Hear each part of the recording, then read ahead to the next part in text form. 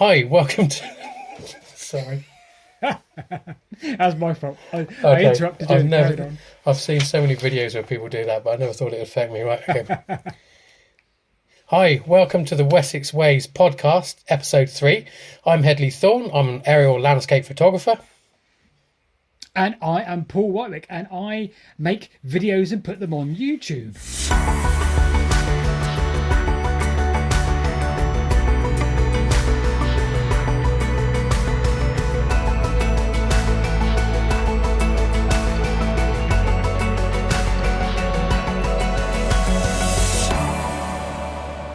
Make very good videos as well. Yeah, you're very kind. So we started this little podcast purely to waffle about kind of what we both do, kind of behind the scenes. So with my YouTube videos, you have to make them super quick and super short. And I just thought, I want a platform where I can waffle a bit longer. How's that work with you, Hedley? Well, yes, I mean, you take videos and make videos and do the odd photo. I take photos and do the odd video. So for me, I go out, I lead walks up and down the Ridgeway, a little bit of cycling, struggling to lose the weight, but never mind, and mainly fly drones and do aerial photography, which I go on to sell sometimes if I'm lucky. But I think we both got active Twitter channels as well as YouTube, and so I post on there most days, pictures. So what have you been up to since our last podcast then? Also, I always say the same thing every time I come on here, and I say, oh my goodness me, I need to check my phone and look for my photo reel to remind myself of all the stupid things that we get up to. But yeah, all sorts. Frankly, we'll come to that in a bit. Shall we start on news, Hedley? Are we ready to start on news? We are. So what I was going to ask actually is for news is whether we can go through similar, because we've actually, as we're recording this, just published our first episode, and so we've got our first bits of feedback coming in. I thought maybe before we start talking about our subjects today, our Wessex subjects, I've got some feedback. Yep. Right, so the feedback's come obviously from YouTube, although the podcast goes out on Google and Apple now. We obviously publish this on YouTube as well. The YouTube viewers have the benefit of pictures and other bits and pieces as well, and actually seeing us, whether that's a benefit or not. I'm not sure that is a good thing. No. So, so the first bit of feedback. Now, this was brilliant. So, because our symbol is WW, and our picture is you and I walking. Now, I'm quite a lot, shall we say, larger than you. I'm quite round, and someone put WW. Does that mean Weight Watchers? That's brilliant. I saw that. That's good. Lots of comments on again, because this is YouTube, the lighting, glasses on my head falling off. Hedley looks like a hologram. Paul's hands are disappearing. So obviously we're using, I think it's Teams for this, aren't we? And we haven't really got the proper kind of equipment yet. We'll get there. Well, also, I mean, it's worth interjecting and sort of picking up on these now. Just to say, this is a very early in our podcast life. We're hopefully going to have hundreds of these one day in the future. This is just a YouTube section is just to put the videos out for people that only watch stuff on YouTube and can't listen to podcasts. So you're stuck with this background, and you're stuck with Hedley looking like a hologram and me looking like my hands disappear. Yeah. So I've had listeners in the US and Canada as well. So we are international already. Hologram Hedley, there's another one. Is Hedley being projected by R2D2? There's a theme here, isn't there? Someone suggested you could solve all of the problems with the Thames just by renaming the entire Thames the Churn. Good point. Ditch the dodgy background. I'm so pleased they're mentioning the background being dodgy and not us, to be honest with you. Shrek and Donkey. Oh, come on. No, let's forget the comments. Oh, no, there's one more. No, sorry. And we have a critic, Dr. Dickon Champion, who will be listening to this while he's making his dinner, because I know him. Okay. He's listened to a lot of the podcasts I've done previously. I did one with Holly Wharton. I did some with Anna Dillon. And his feedback from episode 1 is Paul is not as nice as Anna. No, well, do you know what? I've yet to. Strangely, Hedley, you've not introduced me to Anna yet. Haven't Just I? rude. Haven't I? I completely agree with this chap you just spoke of, because clearly I am no oil painting. I don't know. Anna grows a beard or something, but Yeah. So Anna Dillon is a local artist, for those that Yep. don't know. She's a contemporary landscape artist. I work with her. So, well, my main job is at Heathrow Airport, but my kind of secondary job is providing Anna with aerial photographs to paint, and then we hold exhibitions together. She's a very good friend, lovely lady, and I'll make sure you meet her one day. Yes. So just going back on that feedback, it's really important that we kind of let you all know as well that these podcasts will be available, and hopefully this one, as you're listening, will be available on more platforms. Our first one only went out on Spotify and Anchor, but now we've done the whole RSS feeds. It will then pick up on our releases. And I've just checked today, Hedley, as well, so this is good news for me and you. It is now live on Google Podcasts, it is live on Apple Podcasts, but it will only pick up on new ones. So when the new one goes out, I think 2 weeks ago, so kind of irrelevant to all your listeners, but then now the good news for all of us is they're now on Apple and Google as well. So hopefully we're going to be on as many platforms as we possibly can. So there's a lot of feedback was, I need to listen to it on Apple, and so many people say you need to do that. Hopefully we've done that, and hopefully you're already listening to this on Apple Music / something, Yes. etc. Yes. You get the idea. Get the idea. Good. Yes. Yes. Other news. I'm gonna blow my own trumpet now, Hedley, and just say, well, Truff, we've got 75,000 subscribers on our little YouTube channel now, and I just thought, I'm just gonna chuck that in there, blow my own trumpet, and go, yes, I'm well chuffed, because we started these videos and we just said, let's just chuck a couple of silly videos out and see what happens, and here we are, 4 years later, with 75,000 people. So we're trying to send as many over as we can to this YouTube channel and this podcast as well, and you can all enjoy what we get up to, kind of behind the scenes, and there we go. That's and me. you release your videos every Sunday, don't you? Every Sunday, 5 p.m. on our little YouTube channel. Yep, absolutely. Yep. Hedley has been in a few of them already, and I'm sure more to come. But well, I'm done with trumpet blowing, Hedley. So No, it's great. No, blow it. You've earned it. It's brilliant.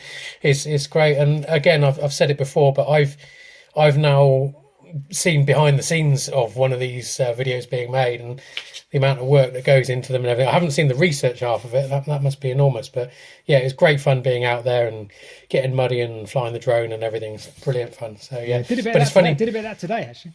Did you? Yeah, so did I. Which I'll come to shortly. I bet you did. I've seen some of your pictures already. I think from today. I think yes. you posted one earlier. I don't know if that was today or not, but yeah. Yes, yeah. I was at. Well, I'll tell you what. I worked at Wittingham Clumps today. So I've actually got a meeting with the Earth Trust this week. Not entirely sure what it's about. It sounds quite interesting. So I thought today I will go there. You're not allowed to fly drones from Wittingham Clumps, I'll be honest with you. Really? No, you're not. It's which is fair enough. There's it is a nature reserve. There's people going for walks, fair enough, etc. But there are paths near Wittingham Clumps where you can send your drone up and get some pictures looking across to them. And absolutely beautiful place. In fact, one day I think I'd like to make that the subject of one of the podcasts, because I've already got questions in my head actually, because I know nothing about that. But I do know quite a lot about the Nile clumps. The Nile clumps. Which are near Amesbury. But again, let's not talk about that, because that'll intertwine and intertwangle perhaps. Yes. So, any more news, Eddie? Any more news? I haven't got any more. I can tell you what I've been up to this week, but I'd wondered if you wanted to go first, because that'd probably lead into my kind of subject a little bit. So what have you been up to this week? Well, we've had, it's now, what is it, Tuesday evening as we record this. I think this will go out early January. We've had today the last 2 days of filming, actually. We finished a Lambourne Valley Railway video yesterday, because we broke down when we were doing that the week before. So we finished that yesterday. That was okay. It wasn't the most exciting thing we've ever done. But today was a bit crazy, because we sort of set ourselves the goal of recording 2 videos in one day today.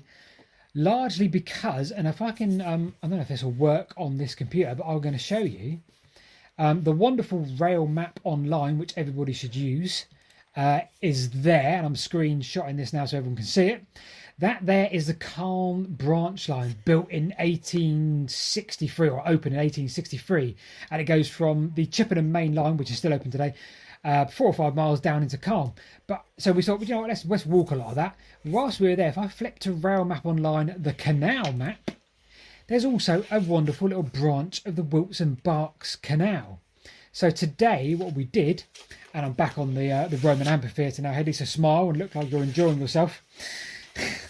What we did today was walk a lot of the railway from Chippenham to Calm, and we also tried to find a lot of the old abandoned Wilton Berks Canal, but the Calm branch line. So 2 videos in one day, including school runs an hour away. So we had like 4 or 5 hours to do these 2 films, and we just about did it by the skin of our teeth. But it was a joy, really, because the canal especially, what we always used to do, we always used to take a canal. So we used to say, right, let's go and do the Thames and Severn Canal. And we'd go and explore as much as we could in one day. We'd pick out all of these bits that we thought, oh, well, this is good, this is good, this is good. There's 5 stops, and that's it. And that's all we would do. So the Thames and Severn Canal video we did a couple of years ago, we went and saw about 3 or 4 spots. The tunnel, although we did a separate video on the tunnel. We did something like, I think it was called Siddington Locks or something like that. But that was it. And we put our video out, it was about 15 minutes long, and the whole of that canal. But then more recently, we've kind of learned how to play it and how to get the best out of it. The other day we made a video, I think we told you, from Pewsham Locks. Pewsham Locks is on the Wilton Berks Canal, and we just walked a mile stretch. So from Laycock up to Pewsham. About a mile stretch of the canal that's opened, and we saw a couple of old fascinating overspills, and we saw a couple of volunteers who we chatted to, Basil, 85-year-old. That video got 300,000 views, and we're just thinking, do you know what?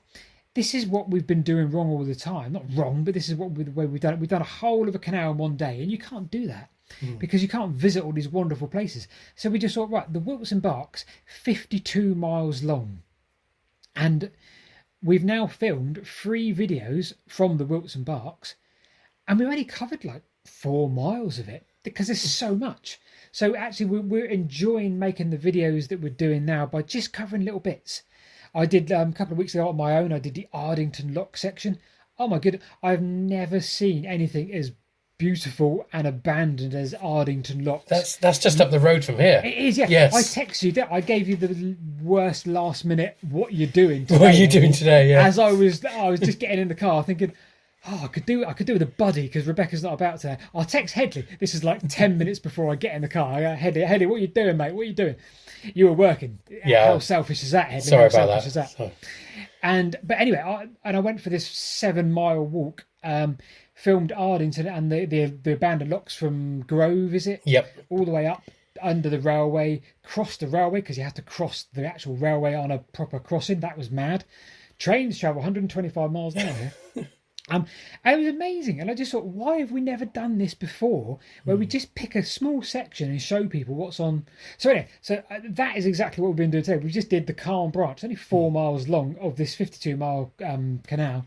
And it's wonderful. And we saw, how you pronounce it, Canigry Locks. There's 2 abandoned locks. There's an aqueduct, Stanley Junction, all the way down into Calm. And at Calm, there's another lock where they've got a big barge set up, and they've got a restored bit of the canal. They're probably about 500 yards long, covered in algae. Beautiful little bridge. It just looks amazing. But all of this, again, one succinct little video. It's going to be about 10-15 minutes long, but it's all from one area. And there's so much more we can show people. And that's our new thing. So that and the railway today. And again, the railway tells this really quirky, funny story. So yeah, that is what we've been up to this week. I don't know if I've waffled for too long or too short. Probably too long, as always. That's what this podcast is about, waffling, isn't it? Yeah, that's a good point. Yes, that's what, and you've you had the weather today as well. I mean, the light today, certainly up at Wittingham clumps, there were a few clouds, so you had sort of the odd little dark patch, but mainly you had these beautiful light leaks going across the countryside, and you still got a few autumnal colours there. It's even though it's December, December what is it, the 6th today? The 6th today, yeah. I got the drone up, or I was about to get the drone up, and this is a question for you, Hedley. About to put my little drone up because I've got a DJI Mini 2 little thing. Yes. 249 grams, you know why. Got my drone up, and all of a sudden, I was about to get my drone up, and I checked my little app because my app says drone assist. Yes, you are allowed to fly. Yes. This. And I saw this whopping great like bomber of an aeroplane. I'm thinking, Yeah. how does this work? How am I allowed to fly my drone? Yeah. And there's like this huge bomber. I was near Chippenham and Carr, in between Chippenham and Carr. It clearly said I'm allowed to fly it. I turned it on, and the drone said, "Yes, you can fly. Carry on." Yes. How does that work? So What's that about? I think, again, people will probably correct me on this. It's category G airspace, which means it's kind of what they call, I think it's visual separation. So basically all aircraft have to look out for each other. Now, drones can operate up to 400 feet above ground level, and then aircraft, unless they're obviously taking off or landing, should not be operating below, I think it's 500 feet. So you've got a 100-foot gap between the two. Now, there are exceptions. The RAF can file, I think it's low maneuver requests or so. I can't remember what they're called. So you can be up on the Ridgeway or something, and then from nowhere a great Chinook will thunder past at 200 feet off the deck. Right, so what you're saying is he won't have been below 500 feet. Unlikely. Well, in theory, where we were. yes. In theory. Yes, okay, well, that makes sense because, I get that. It just looks so it almost looks lower than what it is, I'm sure. Yeah, I've got the Mavic 3, and it's got a warning on it when there's an aircraft nearby.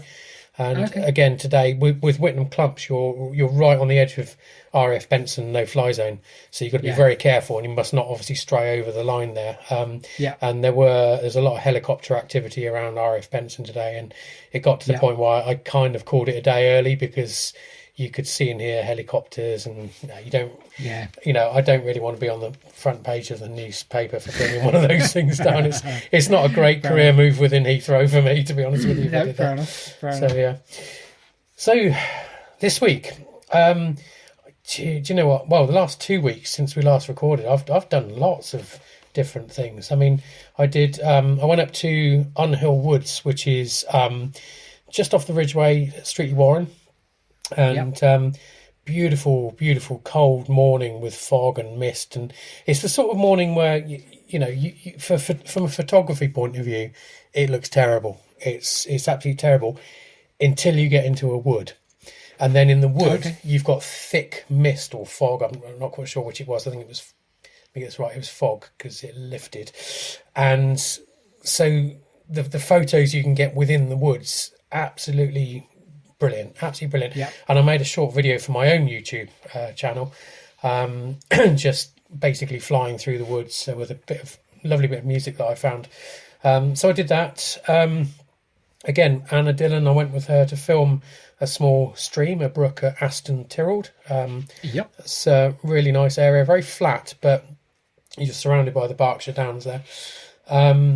Right, so I went flying with a guy called William Manklow, and he's from... William. You know William. You know William. Well, they've been talking about you because I know William and Stuart Mabbott, Stuart the Wild Man Mabbott. He doesn't like me calling him Stuart, even though that's what he puts his name. He puts his name as Stuart, but he doesn't like me. He has to be called Stu. Fair enough. But so they have the People's Countryside Environmental Debate podcast. I got it right.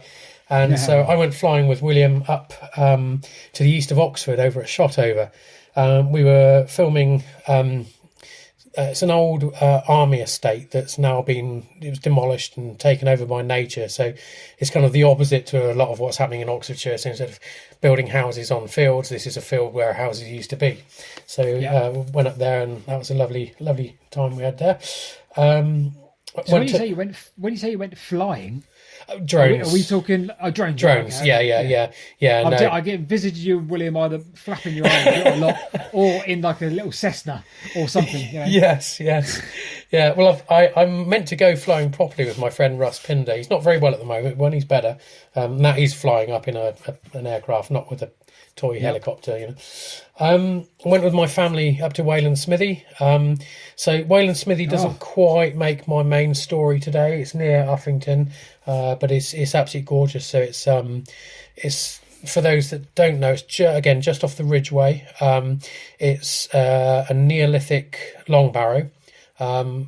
It's the second oldest long barrow that I know. I think West Kennet long barrow pips it by a few hundred years, but very, very old. It's about 5,500 years old. I mean, it's very difficult to think about how old that is. I mean, I think that predates the Ridgeway itself by a little bit, and it's 5,500 years. Well, the birth of Christ is 2,000 years ago, so we're closer to that than the birth of Christ was to the Wayland Smithy being built. When you read the history of, like you said, West Kennet Barrow, and the detail in which they can go into the families that were first there, and I think they were European. Even so, I think they were from where Germany would be now, whatever Germany was in that era. But the families had come over from Europe, settled here, and they'd built that. They were the first settlers in there. Within 2 or 3 generations, they'd built that long barrow as a starting point. Obviously, it was very different to what it looks like now. But yeah, I've been to Wade. I went to Wade probably a year or 2 ago with my son. Actually, we just had a little walk up there and did a quick Patreon video. And it is. You could spend hours there, just sat, looking and wandering. I know it sounds all very airy fairy, but it's lovely, and it is so quiet. I mean, apart from the odd aircraft going over from Heathrow, but I'll take the blame on that. But can you not move them? Can you not say take a 90-degree? I could make a few phone calls to the aircraft ops managers and see what they can do. But it's lovely, and as you know, it's nowadays anyway surrounded by trees, and it's just a beautiful place to go and sit. But the main thing I did, so I'll begin my waffle. You should just above, well, actually I say above Wantage, but just to the south of Wantage. Yep. I can see. I can see lots of. Yep. Yep. There's the Ridgeway, and just sort of to the north of the Ridgeway, you will see Court Hill Cafe, which is where we started. So we got there, and it was very, very foggy, and this was the start of that. We're 15 miles ahead of us. And it was very foggy, but there was a hole in the fog above me, and there was blue sky. So I sent the drone up and got a cloud inversion, which is absolutely, amazing. You've got to keep sight of the drone, obviously. But we walked from Court Hill up to the Ridgeway and then along. And again, it's very difficult. You've got your friends with you. You're trying to say, look, the view off to the right here or the left is superb normally, but all you can see at the moment is kind of what's around you. And we went past Segsbury Camp. Now, I've photographed Segsbury Camp so many times. I think it's Iron Age. It's a very large hill fort. A great place to go, walk a dog. Absolutely superb. And that is large, isn't it? That's like it is very large. Yeah, 500 meters, maybe. It's got to be. Again, I've done YouTube videos of it, but again, probably a subject for me in the future. And we walked past that, and then about 2 miles further down, you get to a place generally called the Devil's Punch Bowl. It's not the famous one at Hindhead, obviously, but in fact, this one's better. It's bigger, and it's, in my opinion, it's grander, and it's near Letcombe Bassett. And again, we couldn't see it, but this was an out and back walk, so we saw it on the way back. It's a huge, I think it's about sort of 2 kilometres long, 1 kilometre wide, very, very deep. And again, it's caused by glacial movement and everything, at the end of the Ice Age. That takes you across to a place called Sparsholt Firs, where the Ridgeway starts sort of dipping and rising and dipping and rising. Can be very slippy with the chalk there. But again, it feels that it's got a very remote kind of feeling there. You're in the middle of nowhere. It's kind of the place that I think of immediately when someone talks about the Ridgeway. I'll just think of that section. Absolutely gorgeous. And then you sort of cross the road at Blowingstone Hill. Now, it's a funny name for a hill, but at the bottom of the hill, very, very difficult to cycle up that hill, by the way. So it's always on a road. If you road cyclists, and I am a bit, I used to be avid road cyclist and used to dread that hill, very, very steep, and with lots of false horizons on the way up.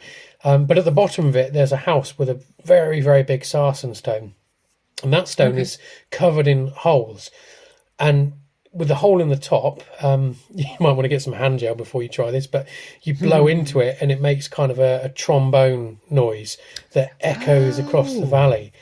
And it's said, I saw a video of that on YouTube the other day. Yes, it's supposed to be the instrument, so to speak, that Alfred the Great used to summon his Saxon army, probably for the Battle of Ashdown or something like that. Although I don't think the Battle of Ashdown happened there, but that's the legend behind it. Yeah.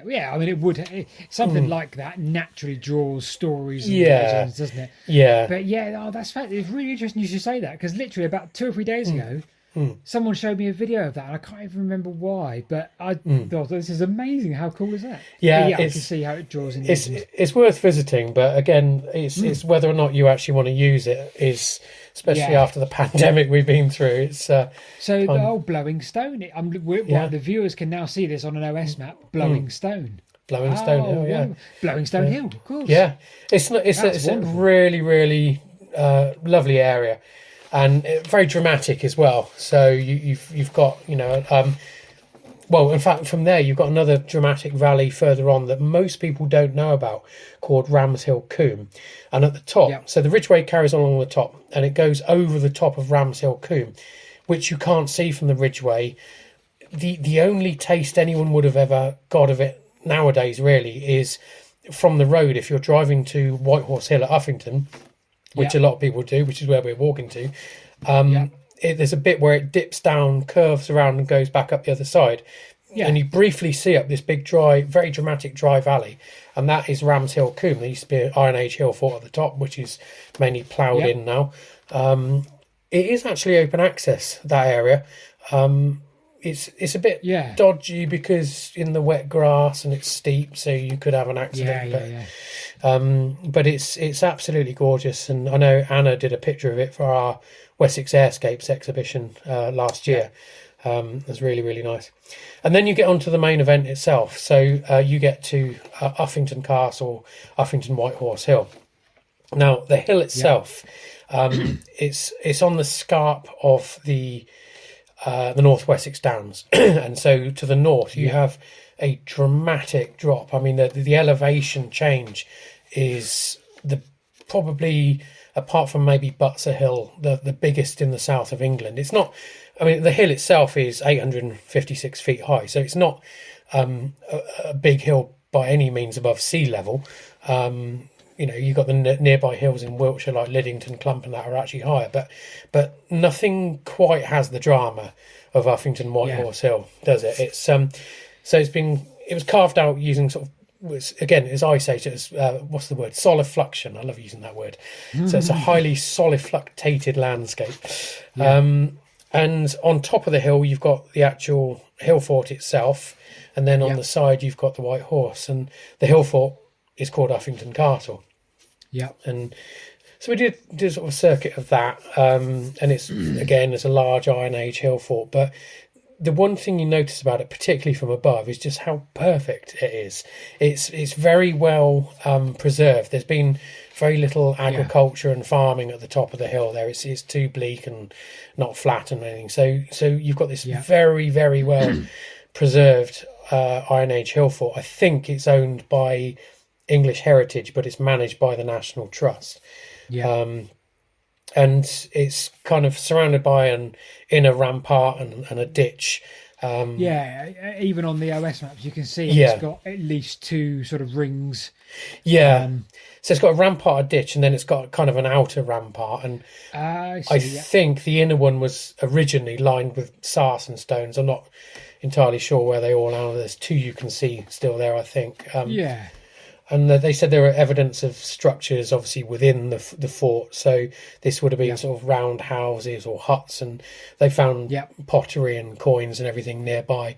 But the views from up there, so to the south, the views are just kind of there. They're just, few hills, but to the north, it looks like you're in a plane. You are so high up, and you can see Swindon, you can see Wiltshire, and you can see Didcot in the other direction. If you're up there with some decent binoculars, it's absolutely amazing.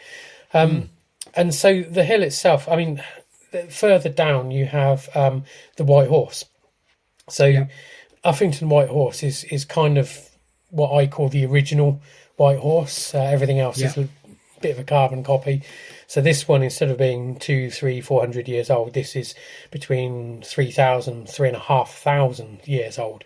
And it's a long, it's about 150, 170 metres away from the hill fort itself. And the horse, I think, is 360, 380 feet long. And it's kind of this weird kind of abstract horse. It's not like, not how a kid would draw a horse sort of thing.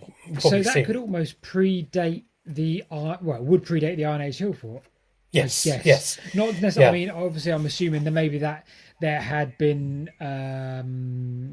they'd been living, or people had been living at that hill fort for longer, but an Iron Age hill fort therefore isn't as old as that horse. Correct, and this again puts it into perspective how old the Uffington horse actually is. It's it's not as old as Wayland Smithy, but you think that you had Wayland Smithy, the Ridgeway. It's not far off, and there's a lot of there's speculation as to what it is and why it's there. So some people say it's actually a cat, some people say it's a dragon, and that feeds into another story in a sec. But I do believe it's a horse, but it's kind of a bit of a disjointed horse. And the reason it's there, well, no one really knows. It's too old. There's no documentation. However, I had a chap come round called David Miles, lovely bloke, and he wrote Land of the White Horse, the book about Uffington White Horse, and he's got a few kind of theories, and I'm talking with Patrick Dillon, Anna Dillon's father, about it as well. We're sort of looking into a little project there, but one thing David noted, and partly from my pictures, was that the horse has become thinner and thinner over time. So every 7 years they scour it, so they have these big bags of chalk that are put there, and you get teams of volunteers, and they all scour it and hammer the chalk and everything, and then have a bit of a picnic afterwards, no doubt. I'd love to do that. I'd really love to do that. But over the years the horse has thinned, so even if you look at aerial pictures of it from kind of the time of the First World War, it was kind of a fatter horse. It looked more horsey, and now it's got thinner. So again, David Miles has sort of requested some of my pictures to look at it, and I don't know if there's any plans to fatten it up again or anything like that, but it's definitely worth a visit. You can't walk on it at the moment, especially now the ground's damp. It tends to damage it, and just further down from there, so you've got the horse overlooks the manger of the hill, which is a big kind of solid fluctuated valley with beautiful landscape, and in the middle of that is Dragon Hill, which is a little hill, probably 30 foot high, with a flattened top. The hill itself is natural, but it's meant to be, get this, it's meant to be where St George slayed the dragon. And you've got a little white patch of chalk there, and where we had lunch on this walk, and that's meant to be where the dragon's blood was spilled. And there's loads of different stories about this, and it's a very, as far, I don't know if it's a pagan thing, but you see lots and lots of rituals and dances and stuff being done on Dragon Hill. I've been up there in the evening, and you see these sort of semi-naked ladies going around in circles and waving things, and it's great. It's really, really good. And there's lots of stuff. Did you not say to me once, Hedley, that there was a theory that it was designed? Maybe we were talking about a different horse, but there was a theory that there was a blacksmith at the bottom, and this was the first marketing campaign in the world, because there's a YouTube video if there was one. Well, there's lots of stories of the horse. Some people say that at night it jumps down into the manger at the bottom of the hill and runs along to Wayland Smithy. Well, the blacksmith story is a viable thing. It's a viable thing. So how long have humans been using horses? well, yeah, and at the bottom Quite of a the few hill, thousand years. So you have them. Yeah, and at the bottom of the hill, you have this perfect manger that horses couldn't get out of. It's too steep, very, very deep valley. And there's a road going at the bottom, but where the road is now, there's actually there's springs along there. And so that would have prevented horses leaving. So you could have it could have been someone who bred horses there, and that was a manger, status symbol. Yeah, it could have been a status symbol. Oh, I'd love it if there was like some, I always want to keep things scientific and logical. I'd love it if there was some kind of moderately tangible, I don't know, like horse remains and you could DNA it, the DNA or the carbon dating or whatever you would use. So yes, this horse was here 3,000 years ago, and we know the date of Uffington Horse already. So there is a tie, and would that be amazing? That would be pretty amazing. I don't know if the manger itself has been excavated. I know the hill has several times up on top, but I don't know if the manger has, because you're absolutely right. That's if you're going to look for a theory behind why the horse is there on the hill, and if it did relate to breeding horses at the bottom of the hill, then that's where you need to look, really. I took an unexpected trip down there a couple of years ago. So I decided involuntarily to see how quickly you can get from the top of the hill to the bottom in a state of free fall. Are we talking the manger? Are we talking the manger bit? Yes. So, I mean, I was up where, because you had, Kate Bush cloud busting video filmed on the side of the hill, and I'd been climbing up there. And I shouldn't have been up there. It was lockdown in 2020. So, mistake number one. Mistake number two, in extremely bad weather, stick to footpaths where people can find you if you have a problem. So I had the misfortune of falling down White Horse Hill in the wind and the rain, and disconnected the patella in my knee. Oh, my goodness me. I'm not going to explain that because it turned people off this podcast, but needless to say, it was very, very painful. And so it was difficult. So I was lying there on the side of the hill, and like anyone else that had fallen over and couldn't move, the first thing I did was tweet the view, because if you're going to have an accident, you're going to want a view for it. And so I had to install What 3 Words, I think it was, on my phone. Very, very useful application for people who go out walking, because there's no way I could describe to the emergency services where I was. There's just no way. The area of the hill is too big.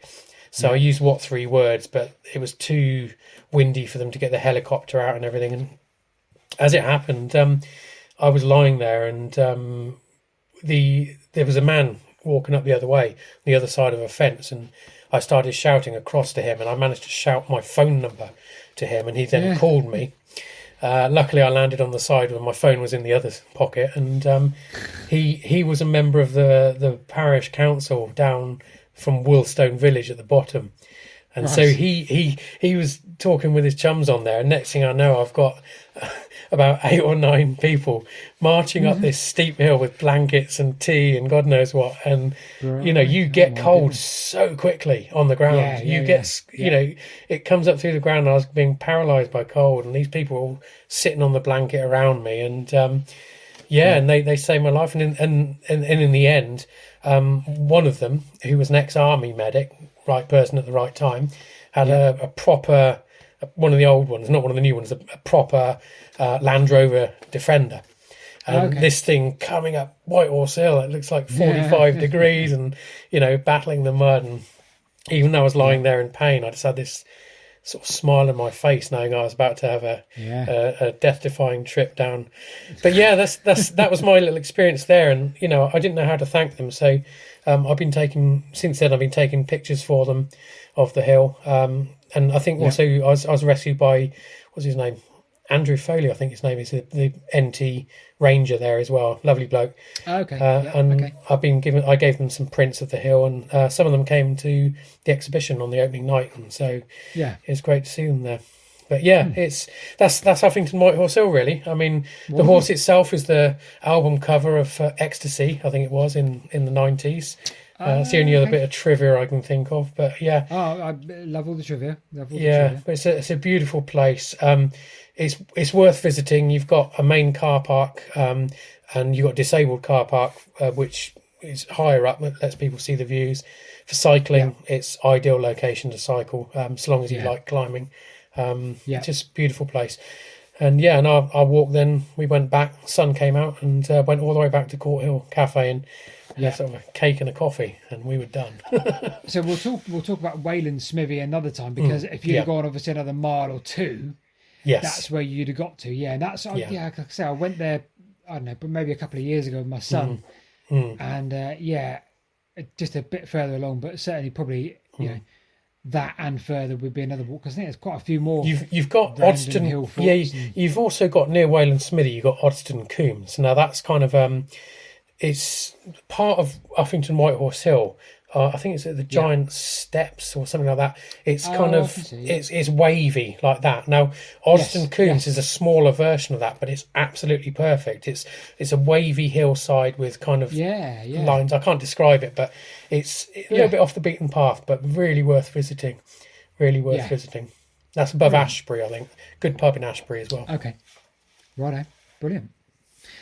So I wanted to waffle a little bit about Alderbury and Alderbury near Salisbury. I think we're still in Wessex. We're more so in Wessex, then, aren't we?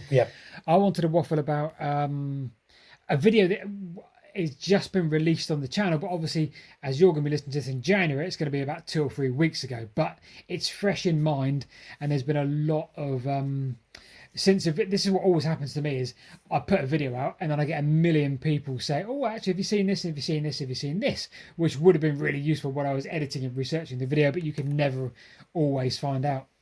So I kind of wanted to revisit, because I've got so much more info. I could almost make another video from it, but I don't want to do that because it just wouldn't work for countless different YouTube reasons.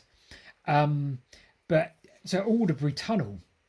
Now, sort of going right back to the beginning, we made a video on the Salisbury to Southampton Canal, and there's a well-known tunnel that goes under Southampton, but that was it. And now, if you look at all the newspaper reports from the 1790s, there's this talk of the canal and how it's going to join Southampton all the way up to Bristol, and it's going to go link up all this wonderful industry. It's going to link up with the Andover Canal. It's going to link up with the Kent and Avon, and it's going to change the lives of countless people. And there's one particular article that we found. It's almost poetic in its writing. It's really beautiful, and it says the Salisbury and Winchester Journal, 1789 or thereabouts, and it's the economics of how much it's going to change Salisbury and the lives of the people in Salisbury. And it says the only one problem we have is Alderbury Hill. And Alderbury Hill is basically the town of Alderbury, 50 or 60 metres above the line of where they need the canal to go. I think the canal is about 65 metre contour at that point. We must do this. We will invest £15,000 to build this tunnel. All this stuff, talking about this big old tunnel. So when you go there and you get on the ground, you see a lot of, the first thing you see is Tunnel Hill. So there is a Tunnel Hill on the west side of Alderbury. So all this evidence adds up. And then there's a lot of books where people have done the history of it. In the 1930s, a guy wrote a book on the history of this canal, and he said they started the tunnel. They didn't really cite much evidence back then, other than it was just word taken. They built this tunnel, or they were going to build this tunnel, and they started it. But that's it. So our adventure the other day was to go and have a look again on the ground in more detail at Alderbury. So we did just that. We got to Alderbury Wharf and we decided, it wouldn't take much to go around this Alderbury Hill. We couldn't work out why there was so much talk about Alderbury Hill being a problem. It's not like a Ridgeway where you've just been describing, where if you're going to build something over that Ridgeway, what are you going to do? Well, if it's a railway or you've got to find a way through it at some point. You've got to find some natural in the landscape. But Alderbury Hill is just a hill. So was it obvious that they could build the canal around it rather than tunnelling through it then? Yeah, to my head, yes. So I'm going to bring up the map now, and I'm going to show our lovely viewers of the place that we're looking at. So if you find Salisbury on a map, there's Marlborough, so I'll just keep heading south. Lancashire, nearly there. Right, so here's Salisbury. Just over here is Alderbury. Now, so the canal came in almost along the railway here, wiggled along that line through West Grimsted and East Grimsted. Here's Alderbury, and Alderbury does sit on a hill, but you need to get down to Salisbury's level, which is about 50 metres. But when you look at Alderbury and you look at so here is, again, Hedley, you're the only person that can't see the Hedley. I can see this and all our viewers can see this. When you look at Alderbury Wharf and you look at the position it was in, you think, well, a kilometre or mile detour, you could go around Alderbury Hill. But these books reference the tunnel was started and there's Tunnel Hill. So now, somebody after the video again, somebody sent me a map, which again I'll include here, and on that map it's got 2 tunnels in this area, 2 tunnels. So they said, "Oh, Paul, here's your tunnels. Found them for you, no problem." But what those tunnels they're referring to there are, if you do take the detour around Alderbury and you follow the line of where the wharf was at the 65-metre contour, well, you can go around Alderbury. You go around the south side, wiggle along the contours. Now, that would have used 2 small tunnels. Number one, to go under the road at Alderbury Hill, and it states there was a 10-metre tunnel, and also under the main A30 road near the wharf. So there's 2 small tunnels. Everybody's saying that's clearly where the tunnels were. But this isn't, because when you look at the original newspapers, it talks about this mile-long tunnel under Alderbury Hill, 50 metres under the ground, or 150, 200 feet. And I just found it really, really complicated to try and get this into a 15-minute video. The fact that it was started, they're absolutely certain it was started. So we tried to find the spot where we think it started, and where there's a bit of land which is said to be marshy, and you can see where this is. So we think we found it, and we think we found it in the video. So yeah, trying to get all that, there's my usual problem here. Trying to get all that into a 15-minute video. Yeah. And see those locations and show people where the canal probably went because of LiDAR. Phil Barrett is a lovely chap who always said to be LiDAR. Yeah. Beautiful, colourful piece of LiDAR, he said. And it does show the canal did go around it. But there's so much conflicting information about it. There's a lot of sources that say the canal was only used as far as Grimsted, and only for about a year did they use Alderbury Wharf. So trying to piece all this together and then go, well, if they'd have only used that, then why did they build all of the rest of it? Because you can follow it. And clearly you can see the canal cut on the west side of Alderbury, and it's there. It's clear as you like. So my theory was, from the video, was they started to build a tunnel. They started to build a tunnel under Alderbury. They started just below the church, and I'm going to put that up on the map here, just here. There's a marshy bit of land there. So they started to build a tunnel here, and they were going to go right across Alderbury over there to the wharf, and that would be just about a mile-long tunnel. Not uncommon for canals of that age. There was a lot bigger. Sapperton Tunnel. The Brindleys were building countless tunnels up north. So this wasn't beyond the realms of possibility. But I think, my guess is they came over a lot of sort of quicksands, moving earth, and couldn't build it. So at the time where Alderbury House is now, there's a pond or a pound. That clearly shows the canal cut, and I think they gave up on the tunnel that went across Alderbury, and they said, right, well, let's carry on, and we'll go around Alderbury Hill, and we'll take the natural contour, the 65-metre contour. It's about a mile and a half detour, and the tunnel, I think the tunnel would have been quickly abandoned. But if you'd have been alive at that time, I wonder how big a thing that would have been. I wonder how, you've seen a tunnel under your town start to be built. You've seen navvies by the hundreds and hundreds of navvies, original navvies we're talking, who built the canals, digging this tunnel. And it would have been as big an event as you'd have seen in your life. A tunnel, a mile-long tunnel under your town. So it wouldn't, in my head, be uncommon or unreasonable for them to call this Tunnel Hill. Yeah. Nothing to do with the 10-metre small bridge/tunnel that actually did go under Tunnel Hill at the end, which they built as the next stage. Right, we can't do the big tunnel, we're just going to do a little one under here. So that's my theory, and there's so much more I wanted to say in that video, and so much more that some very kind people sent me, information-wise after that. But that's my sort of standing theory, which obviously proved to be wrong. I take it you're not just building a canal tunnel through a hill, would you? It's the towpath as well, and everything else that goes with it, and you've got management of that canal as well. And I mean, a mile, that'd be absolutely pitch dark through most of it, wouldn't it? It's crazy. Yeah. The greatest example we've seen of this is the Lepau Tunnel. Can't remember what canal it's on for the life of me, but we've done a video on the Lepau Tunnel. Now that was something like 2.5 miles long, built the same era, and it's absolute. When you read the account, now that lasted like, I don't know, 90 years or something, and it's honestly, it's absolutely bonkers. Yeah. Because so they built this tunnel 2.5 miles long, not too much wider than a narrow boat. Right. So no towpath, nothing. Okay. The clearance is like that either side of the boat. You'd have your guys on top of the boat legging. Yeah. So they'd literally be led on their backs on the top of that. There'd be two next to each other. They'd be legging this vessel, this narrowboat barge, through and it would take them about 4 hours, depending on this. Sometimes they had a gentle flow of water, and they'd be going through this tunnel, as you say, pitch dark, unless they had like candles some sort going.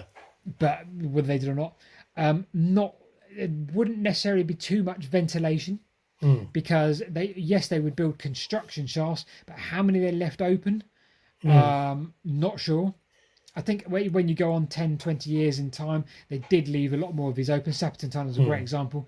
Something like 28 construction shafts, and a lot of those are still there now because we stuck a GoPro down one of them. But Lepau Tunnel, for example, and it started to bulge. Even over the years that they were using it, there were bulges and dips, and there was collapses, and they had to be rebuilt. And ultimately, this would be the downfall of a lot of canals, the tunnels where they collapse. But they would do the same thing there and then, absolutely. So do you think with Tunnel Hill, what could have happened maybe? I mean, it could have been a land ownership issue that prevented them from building the canal around the hill to begin with, and then maybe somebody who owned the land maybe died or had a change of heart just after they started building the tunnel. I suppose it could be anything, couldn't it?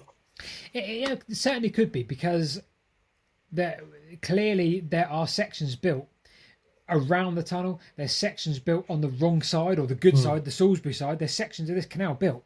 So I think my general theory is they built the tunnel, they started to build the tunnel, they started to build the cuttings, and quicksands just meant that they couldn't do it. So they then said, okay, well, let's build this section and try and build around it. Land ownership, like you say, may have then been favourable to them. But it's not exclusive to canals. We've told stories of Swindon Tunnel. They wanted to build a railway in the 1880s. Or 1870s, the Midlands and South Western Junction Railway wanted to go under Swindon Old Town, but they couldn't. Even 70 years later, they couldn't do that because of the quicksands and the way the gravel was moving. There's a place above it called Tunnel House, which had to have all these pillars built in the ground because of what they'd done to build this tunnel, tried to build the tunnel. And if you have a look just to the south of the church in Alderbury, there's it's so difficult to get all these things out on camera, but there's a significant arch-shaped feature in the land. There's like a bowl, unnatural bowl, and I'll try and put some pictures up, but right there on the map, which I'm highlighting now, there is a bowl in the landscape which looks like the perfect canal tunnel sort of shaped cutting, and I really want to say that's it, because it looks what you'd expect to see from the entrance point to it. It's the right contour. Everything about it in my head smacks of marshy bit of tunnel land entrance. But it's a theory. We can all have these theories, and that's what allows us to be. We're not academics, or I'm not an academic, so it allows us to have a theory rather than a dig with dating and evidence. That's my theory. That's great. I have seen the video. It's really, really good. But yeah, it's funny that it's one of those things that ends sort of inconclusive. But it's a fun one to investigate. That by the sounds of it. Often they do. Often with the railways, we can't really teach anybody or give a new theory of this and new theory of that, because the railways are so well documented and so well loved. But step back 50, 60, 70 years to the early canal building, there's very rarely anything. You have to really dig deep in the archives to find even a diagram.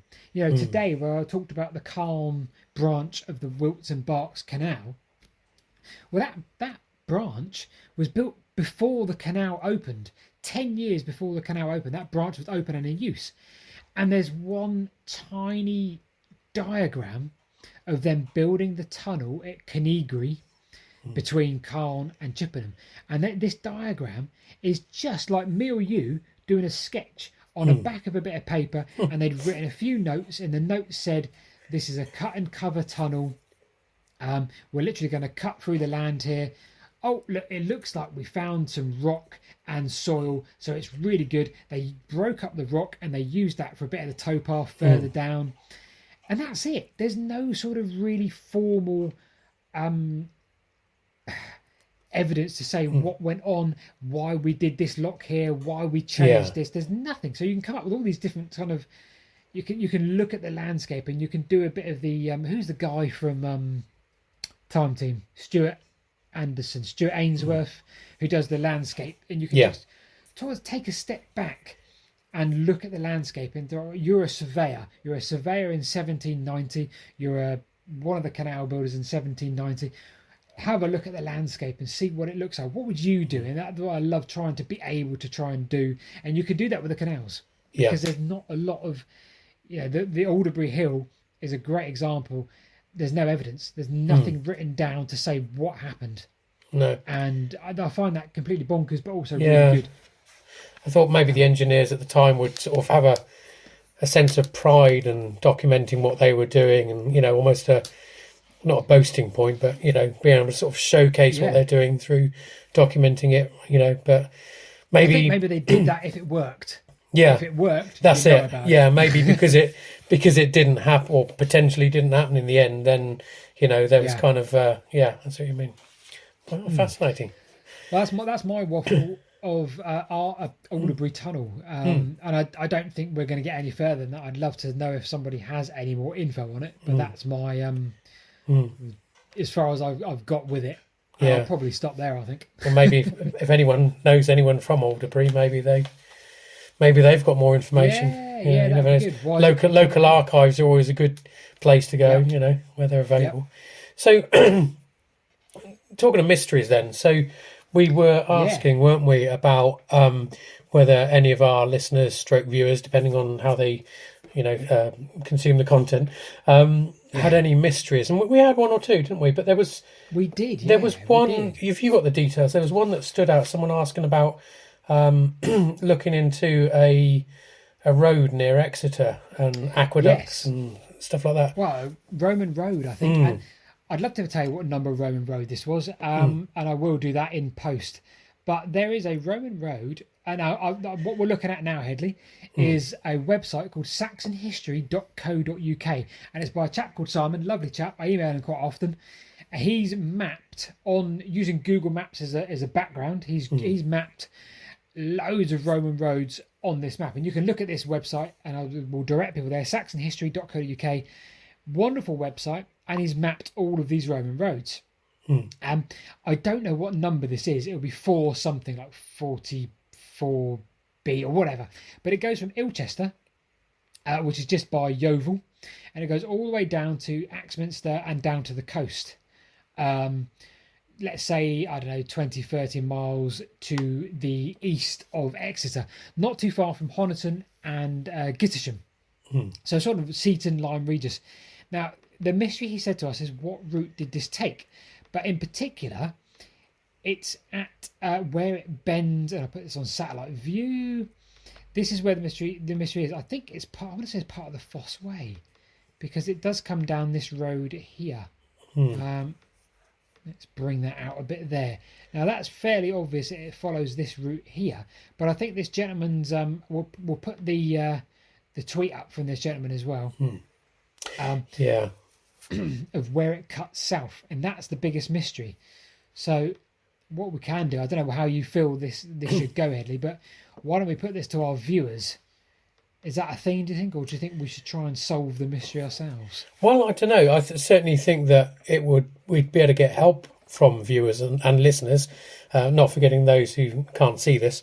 I think that it would be very useful to get sort of input from them, because you potentially get leads from them, which you can then go on to investigate. I mean, I think we've also got to sort of define what we look at, because we are Wessex ways, and Wessex was a big area, and I'm cramped up in the kind of the northeast corner of what would have been Wessex, and so everything I've been looking at has been in this area, and so we need to kind of expand out westwards and look at these things, don't we? Well, this definitely fits into that bill then, doesn't it? Because we're getting on towards Exeter. And so, as you suggest, for the benefit of the people that aren't looking on YouTube and don't have the visual, there was this road that went between Ilchester and Seaton. And I think the section this gentleman is inquiring about is north of the village of Street and south of the village, let's say, the Cudworth. Where did that Roman road go? Because, again, it's speculation. And we love a bit of speculation. We need to look at what McGarry said. Because it doesn't look straight, it doesn't look tidy, it doesn't fit. So we need to have a look at the LiDAR, we need to have a look at what other people's conjecture may be. But between Street and Cudworth on the Roman road that went between Ilchester and south to Axminster, that is the mystery, I think. Sounds like a future video, doesn't it, as well? I think that there is. The trouble is with Roman roads, there's so many different mysteries you're not necessarily going to solve, and I've got a few in my head already, but I don't want to do too many, because Roman roads either do really well or they flop. But there we go. That's great. So I suppose if anyone else has any sort of mysteries they want to put to us, or not just sort of questions, but interesting stories as well, anything sort of within Wessex, then I think it'd be great. Just contact us down in the comments under the YouTube video, or send us a tweet or a message to either Paul or myself. That's great. I know we've had one or two others. There's something about aqueducts carrying natural water courses over something near Bristol, wasn't it? Over aqueducts, over railways. That's it. But I don't know if that's the same guy or not. Because the guy you were talking about actually did a video, didn't he? He had a drone and did a video. Yeah, really nice. He did it in really nice weather. It's a nice one to watch that. Yeah. I don't remember the aqueduct one. No, it's down in the comments. If you look at episode 1, down in the comments, we'll it's a long bit of text, but we'll look at that afterwards. But okay, it's maybe not. Well, we can do that. We can do that next time, because that sounds really interesting, actually. Yeah, it does. Yeah. Well, we better stop unless you've got anything else to add. I haven't. I think we should probably shut up, shouldn't we? Our Wessex waffling has waffled on a long way today on Wessex ways. So yes, indeed, it's good. It's good.